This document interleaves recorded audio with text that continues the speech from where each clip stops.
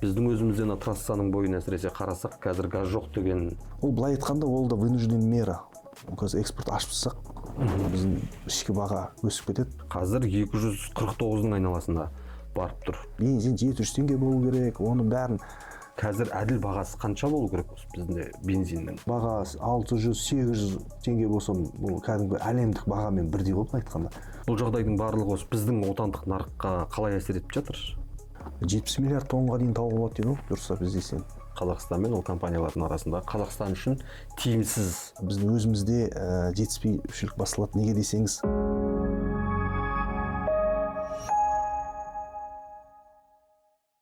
Армысыз көрермен, бүгін Мәлімнің сұхбат алаңында белгілі ғалым, энергетика саласындағы сарапшы Алмас Әбілдаев келіп отыр. Қош келдіңіз. Рахмет. Бүгін тақырып жаңағы айтып отқанымыздай энергетикалық қауіпсіздік мәселесіне арнағалы отырмыз. Қазір көріп отырмыз, көршілерімізде, енді Ресейде, Қырғызстанда жанармайдың тапшылығын сезіп жатыр. Бізге көмекте сұрап ресми шығып қойды. Бірақ енді жаңа Өзбекстанда бензин бағасы өсіп тұр. Ресейде 70%-ға дейін тапшылық, кей жерлерінде 700 теңгеге жетіп жатыр екен. Енді алыпсатарлар ғой енді. Біздің өзімізден трассаның бойын әсіресе қарасақ, қазір газ жоқ деген нелерді көріп отырмыз. Жазуларды. Бекеттер газ жоқ деп жазып қойған. Біздегі жағдай қандай қазір? Бензиніміз, сұйытылған газымыз жеткілікті ме? Жақсы сұрақтар. Негізі бізде мынау қазір СНГ деп айтады ғой. СНГ-де жаңа энергетикалық қауіпсіздік ішінде жақсы болып тұр, былай айтқанда. Неге десеңіз, өзіміздің ресурстарымыз бар, мұнай бар, көмір бірінші байлық деп ойлаймын бәрі. Негізі халыққа бар ғой. Жаңағыдай өзіміз осы жақында осыны білгендей, бір 8 жыл бұрын не жасап алдық қой, НПЗ заводтарымызды жаңартып алдық қой. И жаңағы качестводан жағынан, одан көп жағынан да соны өзіміз былай уақытылы жасадық та, мынаны білгендей осындай. Бірақ дегенмен 2028-ден 2027-ден бастап біздің өзімізде жетіспеушілік басталады. Неге десеңіз, несі өте простой, несі жаңа жауабы экономический рост қой, былай айтқанда. Экономика өскен сайын жаңа электроэнергия, бензин бәрін көбірек не қылады. Ол негізі жаман емес, ол негізі ол жаңағы тапшылық, ол мемлекеттің экономикасы өсіп жатыр деген сөз. Сол біздің мемлекет жаңа энергетикалық политиканы алдын ала жұмыс істесек деймін, бір 10 жыл бұрын жаңағыдай. Сол үшін жаңағыда бізде энергетикада бір анализбен айналысатын бір жеке бөлек бір жаңадан бір институт ашса ма деп ойлаймын да. Таза сарапшы анализбен заниматься ететін. Неге десеңіз, мына Россияда да, Әзербайжан, оларда жаңағы мұнайлы мемлекеттер, оларда бар. Не болады, қаяқтан рискі бәрін қарап отырады олар. Сондай бізге негізі мынау былай айтқанда энергетикалық жағынан бір кесей бар ғой. Сондай сияқты болған дұрыс. Зерттеу институты ма? Соны ашылса, мемлекеттің несінде ма, немесе үкіметтің жаңағы несінде астында болады ма, сол негіз ашылған дұрыс. Осындай ситуациялардың бәрін қарап отырады, рискілер, оның не перспектива да бар ғой, жаңағы қай жаққа өсу керек, қай жерлерде бізде әлі не бар, перспектива. Сол жаққа қарай өсу жаңағыдай. Былай айтқанда бізде көрші мемлекеттерге қарағанда жағдайымыз жаман емес. Оның тағы бір несі бар, біз экспортты жауып отырмыз ғой. Экспорт жапқан арқасында біз қазір арзан бағамен қамтамасыз етеміз халықты, былай айтқанда. 95-92. Ол былай айтқанда ол да вынужден мера. Қазір экспорт ашып тұрсақ, біздің ішкі баға өсіп кетеді. Одан биржа жүргізуі мүмкін. Биржада да спекуляциялар басталады. Мен өзім пікірім, мемлекет ұстап, битіп қарап отырған плюс, мен соны қолдаймын. Қазіргі болып жатқан политиканы. Қазір көп либеральный уклад деп айтады ғой, көп жігіттер. Бензин 700 теңге болу керек, оны бәрін нарық шешу керек деген бір әңгімелер кетіп жатады да, мен онымен келіспеймін. Мемлекет қолынан қарап, халықтың жағдайын, әлеуметтік несін жағдайын қарап, ол баға бензин көтере алады ма, электричество бар, бәрін қазіргі жасап жатқан политика дұрыс деп ойлаймын. Оны жібере салуға болмайды. Бағаны ма? Бағаны жібере салуға болмайды. Мынау енді ұлттық банкте өткенде өзінің есебін берген кезде олар айтты ғой, инфляция жеделдеп кетпес үшін қайттан осы енді қазір 9 ай бойы төмендеп келе жатыр дейді. Соны ұстап қалу үшін коммуналдық қызметпен осы жанармай бағасын бірден өсірмеу керек. Жаңағы ақырындап біртіндеп өсіру керек деп отыр. Осы аралықта біз байқап отырмыз, мынау өткен аптаның басында 242 теңге халық тұтынатын жаңағы АИ-92 ең көп тұтынатын бензин ғой енді. Қазір 249-ның айналасында барып тұр. Жаңа өзіңіз айтпақшы, сарапшылар ол 300-350 теңге болу керек, маңайымыздағы көрші елдермен теңесу керек бағасы. Сол кезде жаңағы сұр экспорт жойылады дейді. Сіз қалай ойлайсыз, негізгі қазір әділ бағасы қанша болу керек осы бізде бензиннің? Енді ең бірінші классикалық сұрақтың қою, жаңа себестоимость өзін ақтау керек, онымен келісем. Себестоимостьтен не қоямаймыз ғой, одан жаңағыдай. Ол бағадан да аз қоямаймыз да, оны келсем. Себестоимость бар, қазір инфляциямен қатысты доллармен қараймыз ғой, инфляция себестоимостьтан аз болмау керек, онымен келсем. Бірақ анандай бір сверхприбыль жаңағыдай үстіне қоятындай керек емес деп ойлаймын. Негізі қазіргі мына сыртқа, мына былай айтқанда, мына біздің әлемде болып жатқан көп мемлекеттердің арасында келісе алмай жатыр, геополитикалық нелер болып жатыр, кризис былай айтқанда. Сол қазіргі уақытта осы бағаны ұстап қалып, ішкі тыныштықты ұстап қалып, инвесторлар шақырып, қазір жасалып жатқан политика дұрыс, бірақ біз анау орысша айтқанда латани дыр болады, проблема шығады, кейін барып кірсеміз да, ол проблемаларды жаңағыдай алғашқы профилактика қарап отыруға болады. Жаңағыдай, ол, например, былай айтқанда, мен өзім осы теледидардан да, газеттерден айтып жүрмін, бір 5-6 жыл айтып жүрмін. Бізге резерв создавать ету керек, резерв жаңағы нефтяное хранилище дейді, көп мемлекеттерде бар. Одан резерв по дистопливу, жаңағы баға спекуляция кетіп бараса, рынокқа тастайды да сразу түсіріп жібереді. ақш-пен бізде резервтер олайша нефтебазада бар, ол бүйтіп күнделікке кетіп қалуы мүмкін, жаңағы 40 күн, 30 күнде. А резерв, резервпен 2 жыл өмір сүре алатын, неде сондай, Америка сондай, Қытайда сондай, көп мемлекеттерде ондай бар. Соны бір жасап қоя салу керек деп ойлаймын. Біздің қандай не болса да, біз баймыз, мұнаймен, тем не менее, жаңағы сол жақтан жұмыстансақ деймін да. Енді на всякий случай деп айтады ғой. Сол жаққа жұмыс істеу керек. Қазір енді Ресейдің мұнай өңдеу зауыттарын жарып тастады, дрондық шабуылдар жасап, кейін енді таяу шығыстағы шиеленісті көріп отырмыз.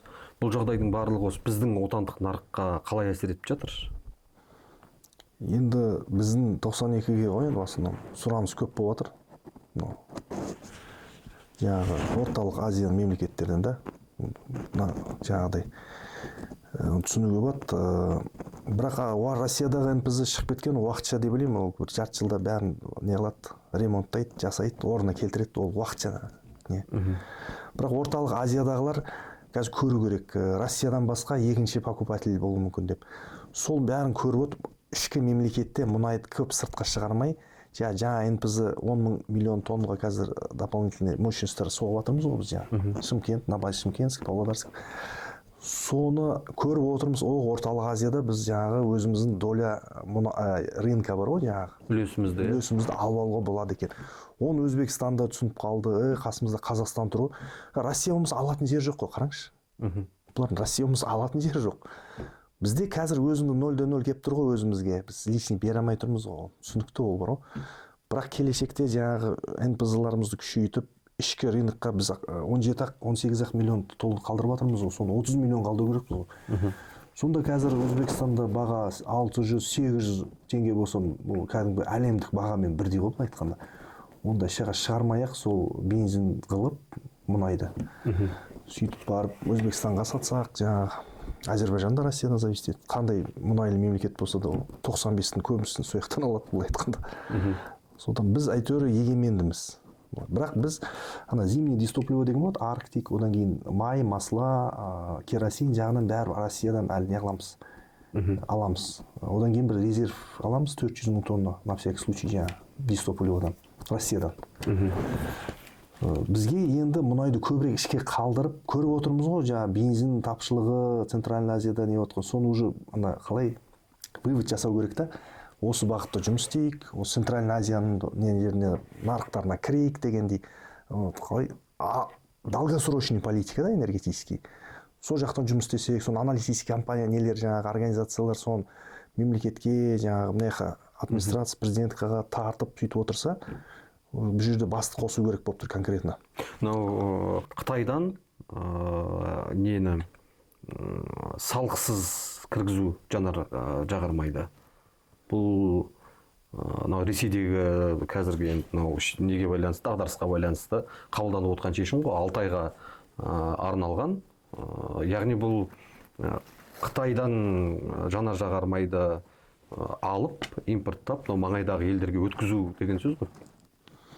Уақытша не шар деп ойлаймын. Россияның өзінің профициті бар ғой, 30-35% көп шығарады да өзіне керектіктен. Содан ол қазір уақытша не, кейін ол қайттан өзіне келіп алғаннан кейін қайттан. Бірақ мына Өзбекстан мемлекеті бәрі көрді қазір. Басқа жаңағы сатып алатын жер керек болып тұр.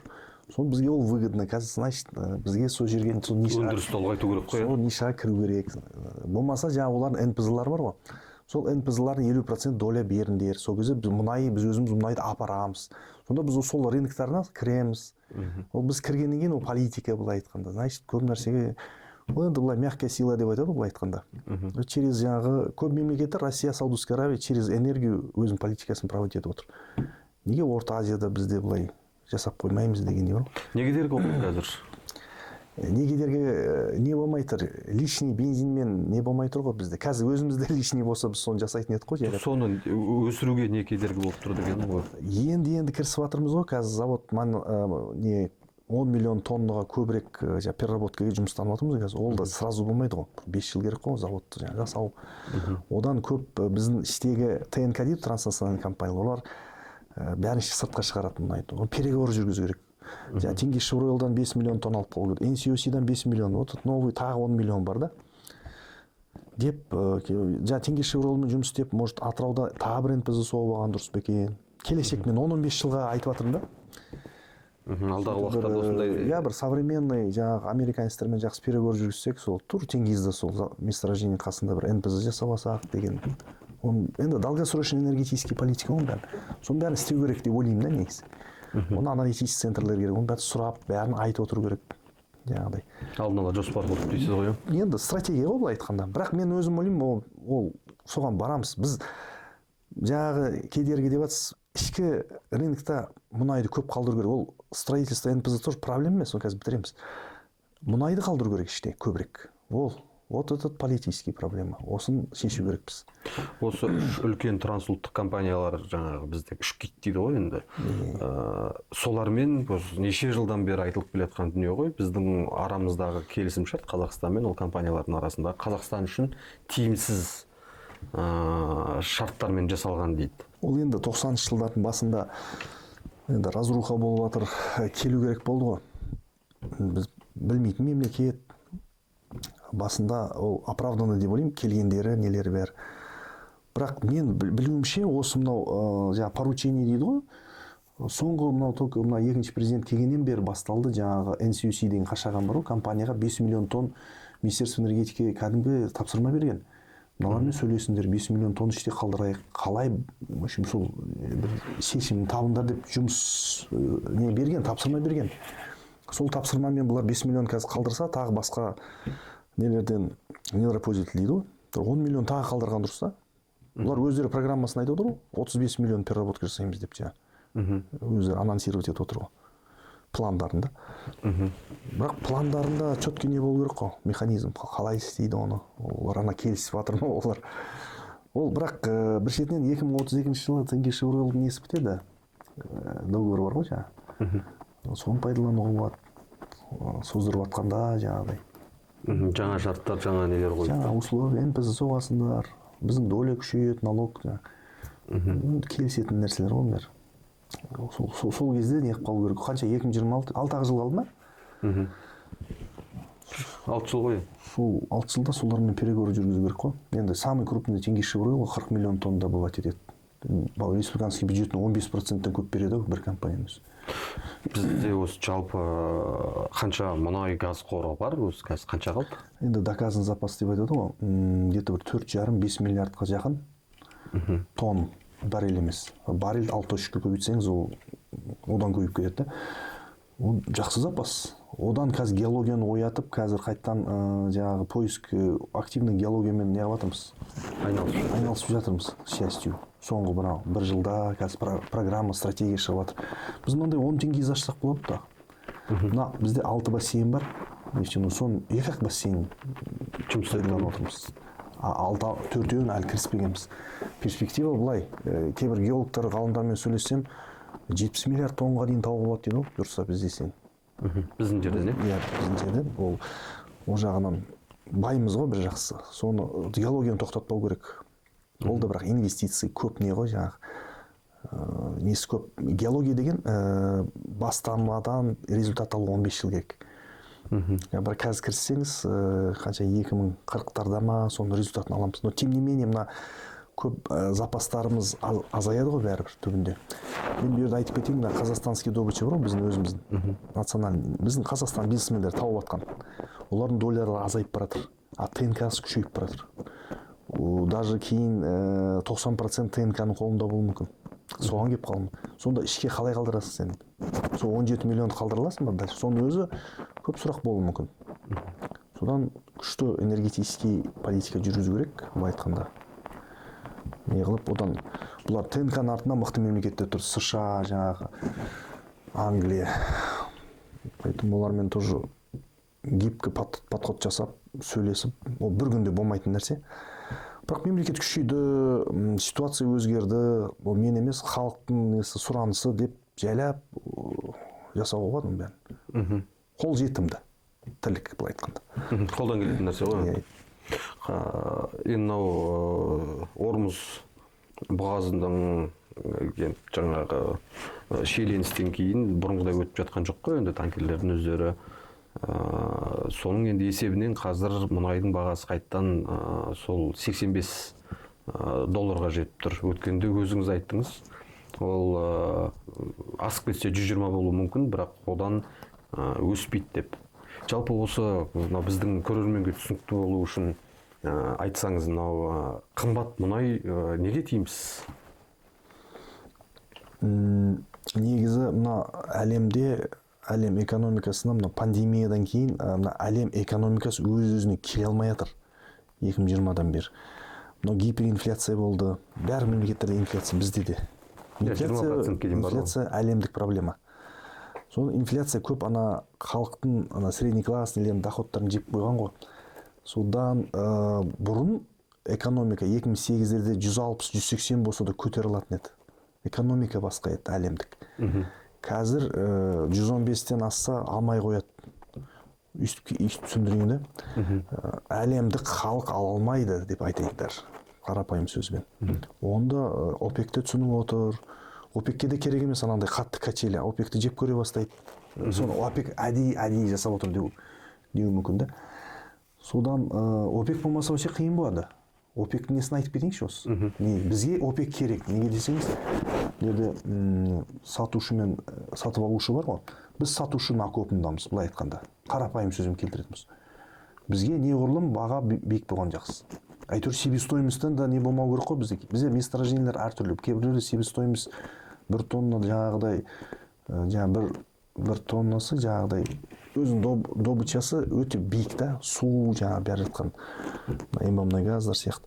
Біреулерде қойбаған автоматизация, мынау теңге шырыл сияқты жаңағы 6 доллар ма 8 доллар жаңағы біза баррель.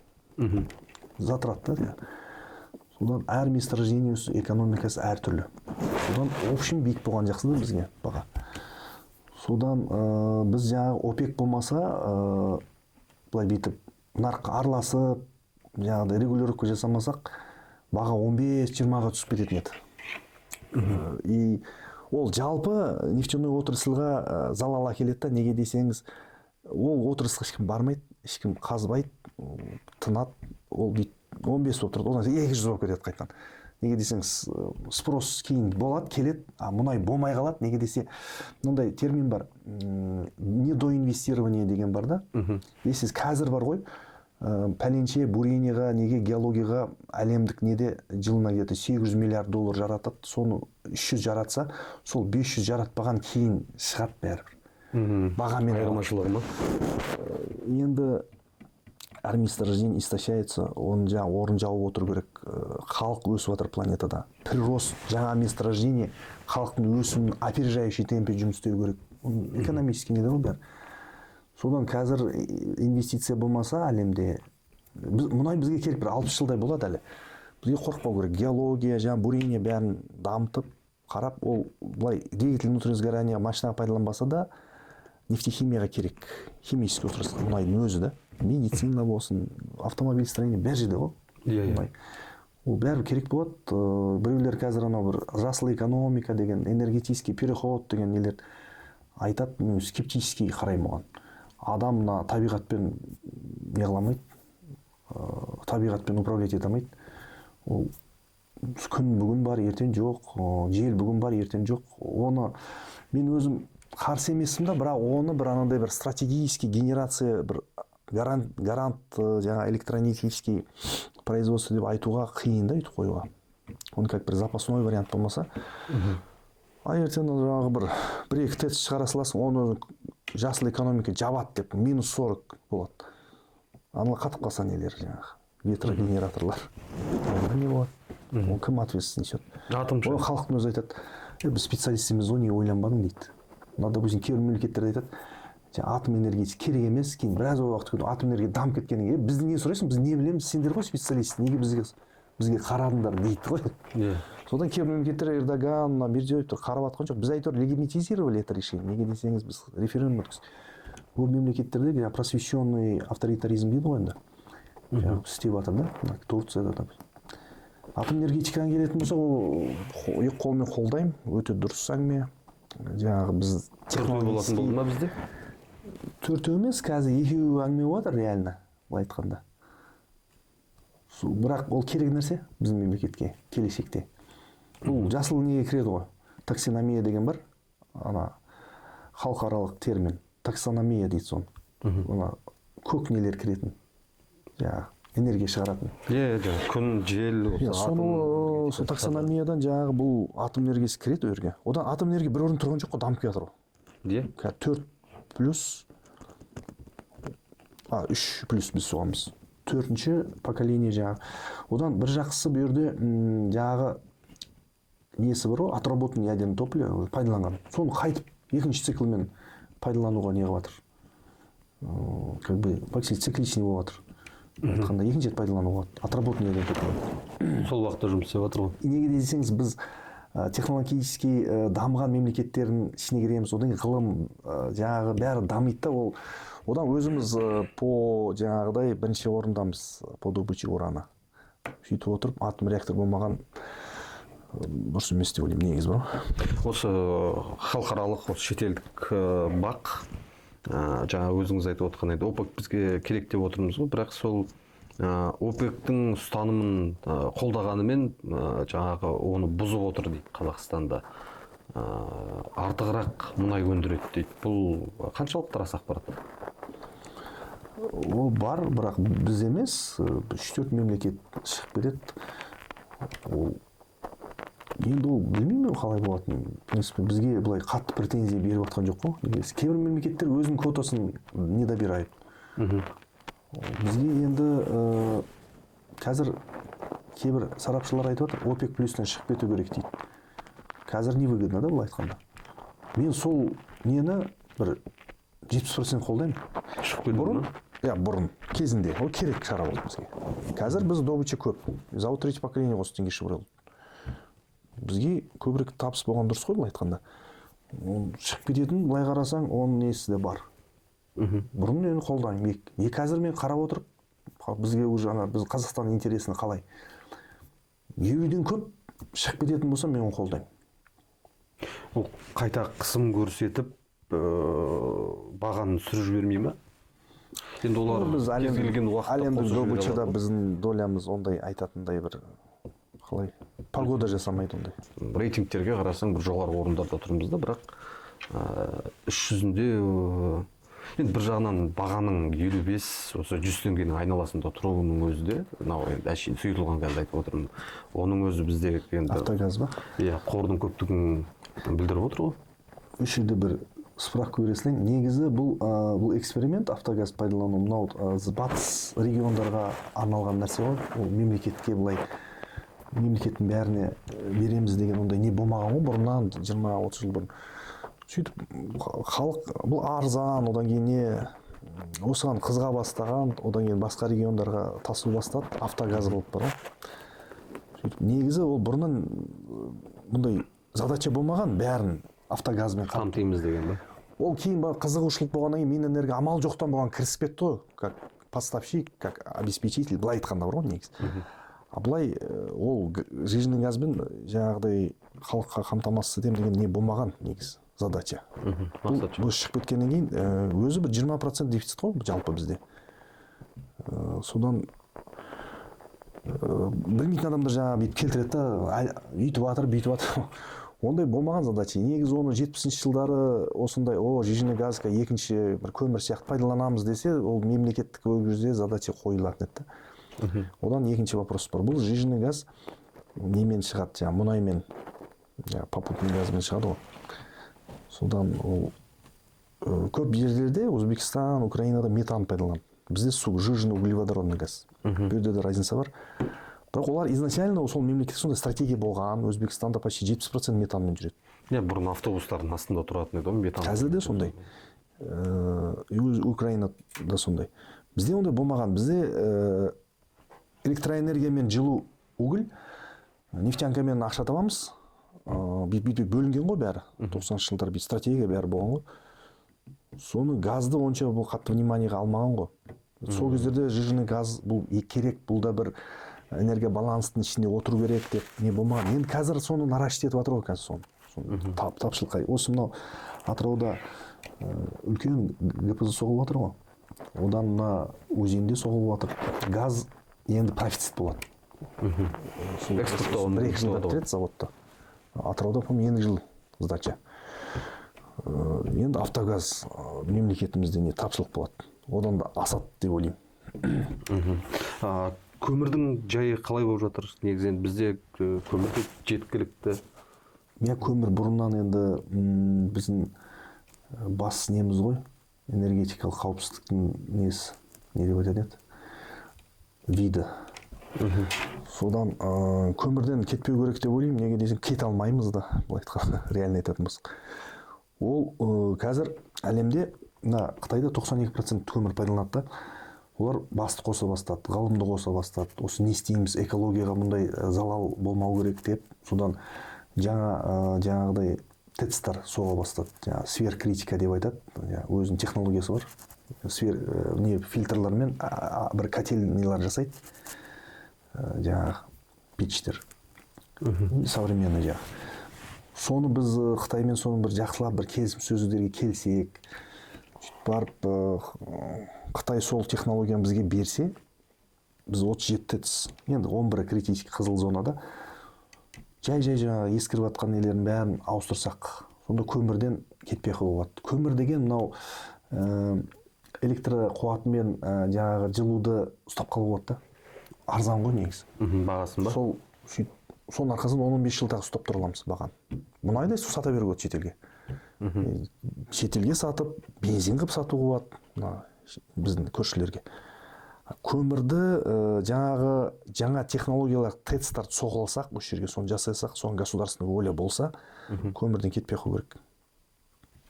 Осы біздің мұнай өңдеуші зауыттар, мысалы енді Ресейдікі ол жаңағы ауыр әуе керосин емес пе, жаңағы керосиннен бастап газға дейін шығарады. Біздікілердің цепочкасы қандай жалпы? Қай деңгейіне дейін шығарады? Тек жаңағы сұйытылған газбен бензин ба бізде? Сұйытылған газ шығарады, бірақ ондай көп емес та. Бізде НПЗ основном бензин не шығару ол жаңағы светлый фракция. Бензин жаңағыдай не. Ол анау мұнай ауыр болған сайын дистопливо шығады, мазут сондай ғой. иә, мазуты бар, майы бар. енді өзімізді қамтамасыз жасап жатырмыз. Қазір сол НПЗ-ны жасамағанда 2004-2019-дарда қиын болатын еді. Өзімізде дефицит болатын еді. Біз вообще Россиядан 25% алып отырдық бұрында, 95. Қазір сондай емес? Қазір ондай емес. Қазір жоқ. Полностью не алып отырмыз. Өзіміз алып отырмыз. 2018-ден бері. Содан не? Бірақ бізге жаңа зауыттар керек. Біреу емес, екеу тағы. Ондай енді жоспарлар бар шығар үкімет? Бар, соғылып жатыр ғой қазір. Ең басты мәселе ішке 10-15 миллион тонн қалдыру керек бір жерге. Тыңкалармен келісу керек.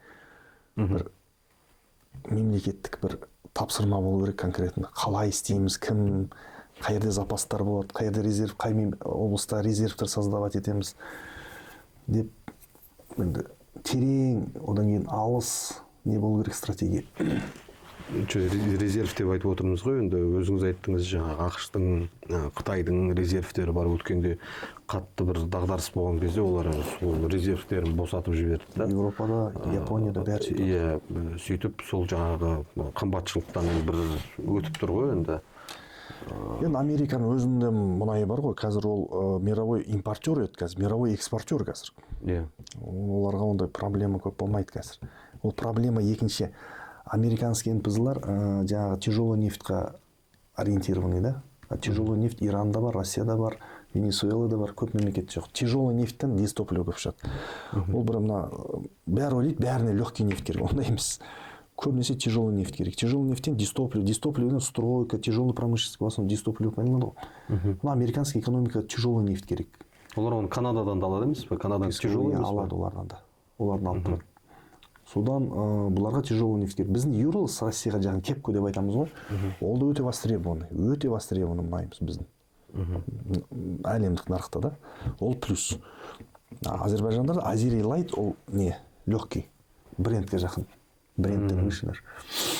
Бұл бізде де екі сорт бар ғой, бізде 200 сорт бар. Соның Теңгездің өзінің сорты бар. Бірақ мынау Теңгез бен NCOC қашаған нефтіне сера көп та, затрат көп. Шығыны көп. Иә, высокосернистый. Оны любой трубаға кіргісіз келмейді. Высокосернистый нефть құйсаң, трубаның стенкасын жейді. Она жылай бастайды, батомен жайқан сразу. Бұл көп бөлді әңгіме. Өзіміздің НПЗ, өзіміз трубопровод бәрі өзіміздікі болу керек. Ешкімнен зависит етпеу керек. Саудовская Аравия қалай жасалады, тура сөйтіп жүру керек. Вообще Саудовская Аравия не істеп жатыр? Әлемдік қандай энергетический политика тура соны қайталау ғой бізге. Былай айтқанда көп нәрсе жасамай үкіметке бар ғой былай айтқанда. Саудовская Аравия өзінің нефтін, газын, СПГ бәрін как енді оружие да болмаса да как инструмент своего международного влияния да былай айтқанда. Иә. Применяет. Неге біз в отношении Китая, Центральной Азии жасай алмаймыз? Енді, конечно, онда не в таком принудительном. Бірақ сұраныс с их стороны бар ғой. Олар өздері айтып отыр ғой. Бензин бер, ананы бер, мынаны бер, жирный газ бер. Қазір, кстати, ренессанс угля отыр. Центральная Азия. Өзбекстан из экспортера превратился в импортера неде. Газа, да? Туркмения мен Россиядан отыр. Содан көмір Қазақстан, кімде, Қырғызстан, көмір арзан қодан. Сонда бұл көмір қазір қайттан өте ондай бір товар болып тұр ғой қазір, керек. Біз қанша экспорттаймыз көмірді? Негізі біз көмірді 80% өзіміз пайдаланамыз тапқан. 110 миллион табамыз. Соның 20%-ын Россияға не қыламыз. Неге Россияға негізі исторически жаңағыдай олардың тецтары біздің көмірге не қылған займанмен. Бірақ енді олардың тецтары біздің жаңағы көмірге котелдары сөйтіп жасалған ғой кезінде. Мына НПЗ-ға да әртүрлі мұнай құя бермейсің. Определенный месторожденияларға соларға қарап қазандары нелер сөйтіп жасалады. Запытта ерекшелігіне қарай ма? Да, Атырауда. Маңғыстауский, Ақтөбенский өзінің Атыраудың мұнайына неған жаңа бейімделген. Ол нюанстар бар тоже. Құрметті көрермен, бүгін Мәлімнің сұхбат алаңында ғалым, энергетика саласындағы сарапшы Алмас Әбілдаев болды. Біздің YouTube арнамызға жазылып, пікір қалдырып, лайк басуды ұмытпаңыздар. Жүздескенше.